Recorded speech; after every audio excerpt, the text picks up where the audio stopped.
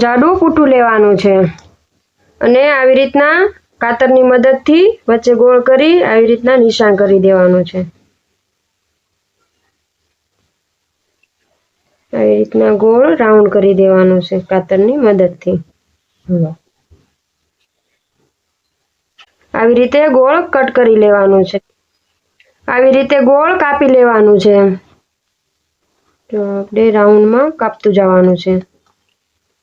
અહીંયાથી લઈ કે દોરી લીધું છે, પહેલા નિશાન કરી લીધું છે, નિશાનની ઉપર કાપતું જવાનું। આવી રીતના ચોકડી દોરી લેવાની છે પહેલા વચ્ચોવચ રાખીને। તો જોઈ લેવાનું વચ્ચે એક ચોકડી દોર નાખી, હવે આપણે બીજી ચોકડી દોરવાની છે। જો આવી રીતના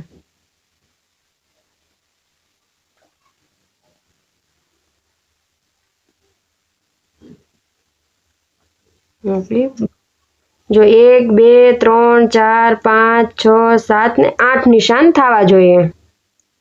આવી રીતે થોડા થોડા કટ પાડી લેવાના છે, કાપી લેવાના છે। જો થોડું થોડું કાણામાં પરોવી લેવાની છે। જો આપણે ઊન પરોવી લીધી છે। આવી રીતના આપણે બધા ત્રાગડાને એક એક ખાનામાં નાખી દેવાના છે। જો આવી રીતે આ ખાનામાં નાખી દીધું, એક આપણે આ ખાનામાં નાખી દીધું। આવી રીતના બધા ખાનામાં એક એક નાખી દેવાનું છે। 7 ખાનામાં 7 નાખી દેવાના છે અને એક ખાનું બાકી રાખવાનું છે। જો આપણે 8 ખાના છે અને 7 દોરા લીધા છે, આ એક બાકી રાખ્યું છે। હવે આપણે 1 અને 2 મૂકી દેવાના છે અને આ ત્રીજો લઈ અને બાકી જે ખાનું છે એમાં નાખી દેવાનો છે। પછી આપણે આ ખાનું ખાલી થયું છે। હવે આ 1 અને 2 મૂકી દેવાના છે અને આ ત્રીજો દોરો લઈ અને આ ખાલી ખાનામાં નાખી દેવાનો છે। હવે આપણે આ 2 મૂકી દેવાના છે અને આ ત્રીજો દોરો ખાલી ખાનામાં નાખી દેવાનો છે। હવે આપણે થોડું નીચે ખેંચી લેવાનું આવી રીતે નીચેથી। હવે આપણે 1 અને 2 મૂકી દેવાના અને આ ત્રીજો આ ખાલી ખાનામાં નાખી દેવાનો છે। એવી જ રીતના 1 અને 2 મૂકી દેવાના અને ત્રીજો લેવાનો, ત્રીજો દોરો ને ખાલી ખાનામાં નાખી દેવાનો।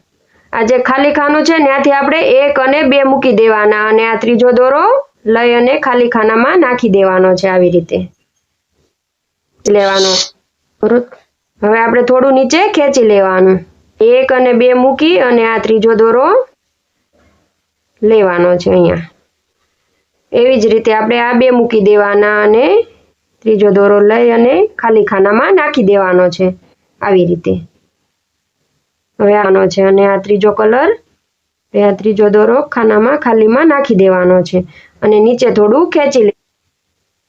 હવે 1 અને 2 મૂકી દીધા અને ત્રીજો કલર લઈ લેવાનો છે અહીંયા। એવી જ રીતે આપણે ફરતું કરતું જવાનું છે।